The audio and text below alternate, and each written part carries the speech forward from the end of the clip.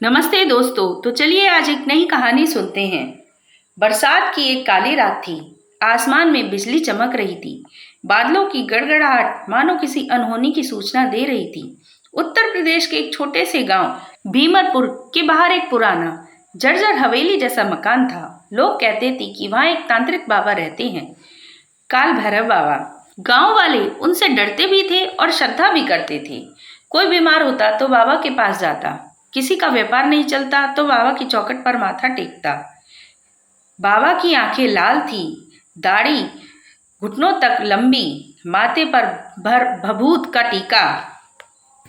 उनके आसपास हमेशा धुआं, मंत्रों की आवाजें और अजीब सी गंध रहती। गांव में एक किसान था, रामदयाल। उसकी बेटी सुमन कई दिनों से बीमार थी। डॉक्टर को दिखाया, दवाइयां दी, लेकिन कोई फायदा नहीं हुआ।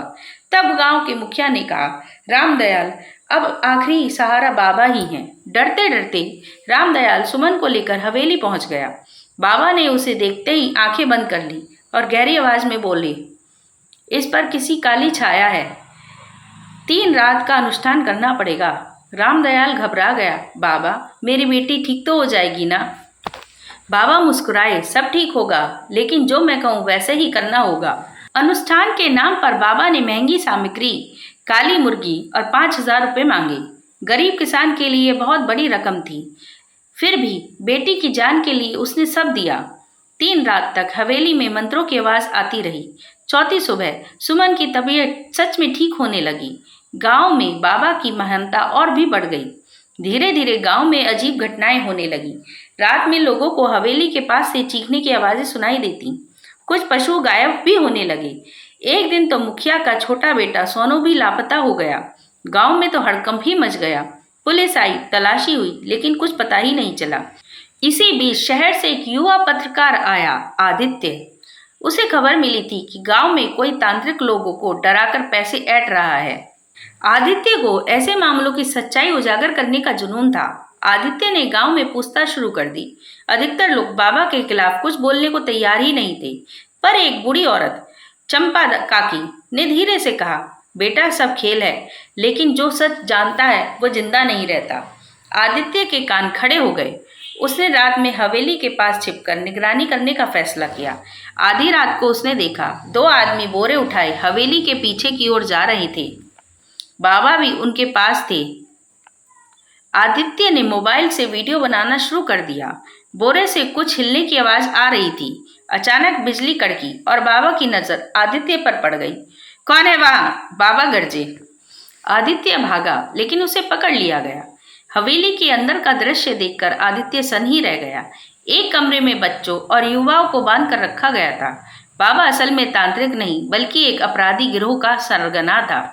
वह लोगों को काली छाया और बलि के नाम पर डराकर अपहरण करता और फिर उनसे फिरौती वसूलता। सोनू भी वहीं बंधा हुआ था। बाबा हंसते हुए बोले, तुम पत्रकार लोग सच खोजने आते हो, पर सच हमेशा अंधेरे में दबा ही रहता है। उन्होंने आदित्य को भी बांध दिया। आदित्य ने हिम्मत नहीं हारी। उसने देखा कि एक पहरेदार शराब पीकर सो गया है। धीरे धीरे उसने अपनी रस्सी ढीली की। मोबाइल उसकी जेब में ही था। उसने चुपके से लाइव लोकेशन और वीडियो को अपने ऑफिस में भेज दिया। कुछ ही देर में पुलिस की गाड़ियां हवेली की ओर बढ़ने लगी। बाबा को भनक लग गई। वह भागने की कोशिश करने लगा, लेकिन पुलिस ने चारों ओर से घेर लिया। पुलिस ने हवेली की तलाशी ली। तहखाने से कई बच्चों को छुड़ाया गया। नकली तंत्र मंत्र की सामग्री, नशीली दवाइयां और लाखों रुपए बरामद हुए। गांव वाले हैरान थे। जिस बाबा को वे भगवान समझते थे, वही उनके बच्चों का अपहरण कर रहा था। रामदयाल रोते हुए बोले, हमें अंधविश्वास में आंखें बंद कर ली थी। वो हमेशा हमारा फायदा उठाता रहा। बाबा को हड़कड़ी लगाई गई। जाते जाते वह चिल्लाया, लोगों का डर ही मेरी ताकत है। जब तक डर रहेगा, मेरे जैसे लोग पैदा होते रहेंगे। आदित्य की बहादुरी की खबरें अखबारों में छपी। गांव में जागरूकता अभियान शुरू हो गया। स्कूलों में बच्चों को सिखाया जाने लगा, अंधविश्वास से बचें और किसी भी संदिग्ध गतिविधि की सूचना पुलिस को दे दें। सुमन अब पूरी तरह ठीक हो गई थी। डॉक्टर ने बताया उसे बस वायरल बुखार था, जो समय के साथ ठीक हो गया। बाबा के अनुष्ठान का कोई असर ही नहीं हुआ था। गांव में अब हवेली खाली थी। लोग उसे तोड़कर वहां एक स्कूल बनवाना चाहते थे, ताकि जहां कभी अंधेरा और डर था, वहां ज्ञान की रोशनी फैले। समय बीतता गया, लेकिन तांत्रिक बाबा का खेल गांव वालों के लिए एक सीख बन गया। डर और अंधविश्वास इंसानों को कमजोर बनाते हैं। ज्ञान और साहस ही असली शक्ति है।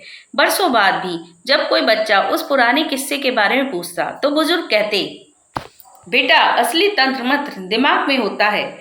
जो सोच को काबू कर ले, वही सबसे बड़ा जादूगर है। और इसी तरह तांत्रिक बाबा का खेल खत्म हो गया, लेकिन जागरूकता की कहानी शुरू हुई। धन्यवाद।